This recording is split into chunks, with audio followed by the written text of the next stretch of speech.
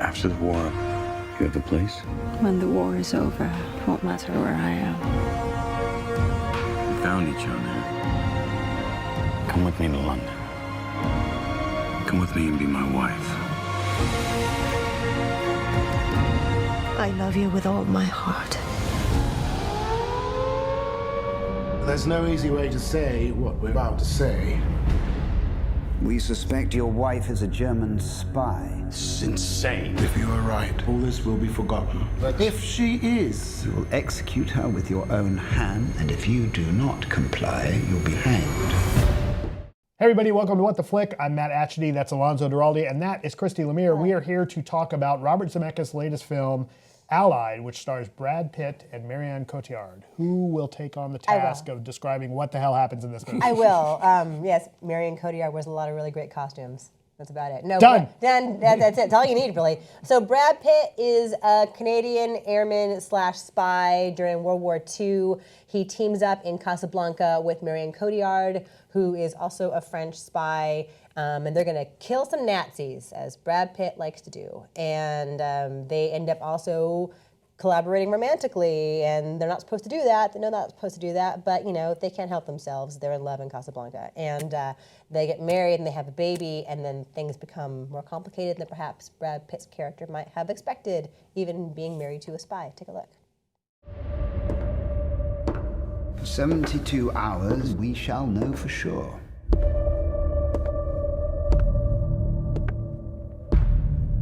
Is this a game? A test? everything is a test. You were different with me last night. Different? Like you were angry.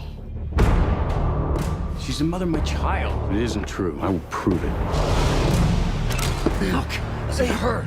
You blatantly disobeyed orders. You're scaring me. When the war is over, it won't matter where I am.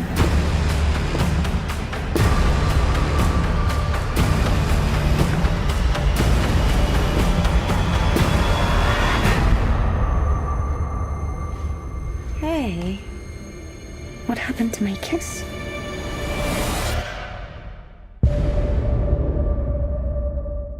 So this is really well made.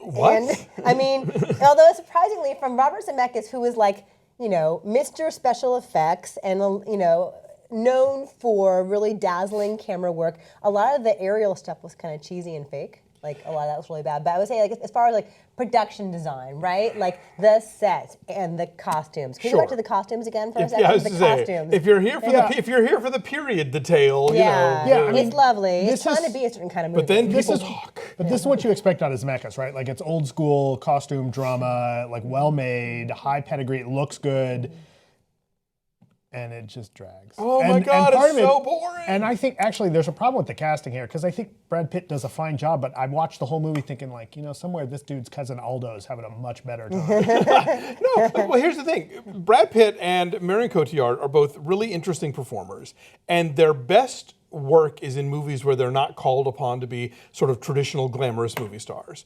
And this is an old school, old-fashioned Hollywood war-torn love story that wants to movie star performances, and they're not that interesting in it because they're much more interesting being idiosyncratic and being character actors, basically. So they both seem bored, and I got bored very quickly watching them be that bored. I mean, I guess a couple times there's a bit of chemistry when they first meet because there's such tension to their first meeting because they've got to pretend that they're in love with each other, and how is that going to go down? So that's an interesting chemistry at first, but then as the legitimate romance develops, there's just none. And yeah, he seems totally hemmed in. She does a bit of a better job of playing like the old school glamorous performer because she just has that wonderful look about her. She has like facially has like an old kind of great movie star face about her. Continental. And she can, and so she does a better job of that. But Brad Pitt just seems like stunted and bored, and the pacing, I'm not sure the pacing is boring the whole way through. There are moments of tension,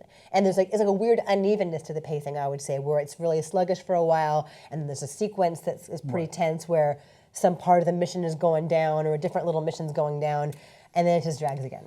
It's weird. Yeah, okay, you're right. It wasn't a snooze from start to finish, but there were stretches When it's where a snooze. Woo, It's I really was a snooze. I was Nap reminded time. of the John Waters thing, like when you're bored in a movie, look at the lamps, and I really started taking those lamps and like just Lamps, all and huh? all of the like what you were saying. I mean, lamps. all the production design is fine, and it's very much wartime. I like all the windows had tape on them, all that kind of stuff.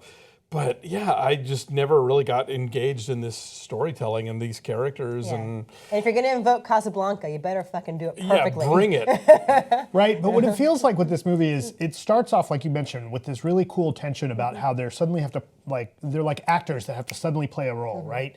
And that's where spy movies can be really fun, or heist movies. Like you can see people take these characters, take these personas and put them on and take them off real fast. And Haywire, for instance, does a really good job of that, right? Where there's different moments where they have to act friendly and then they're fighting and then they're friendly and then they're fighting. And this movie flirts with that and then it tilts into wanting to be Casablanca, but then tries to get back into that. Like there's that scene where they're in France, right? Where there's like the prison scene or the jail scene, right? Oh, right, where right. it has these little bits of tension where it's like, okay, now we're kind of like doing the tradecraft again.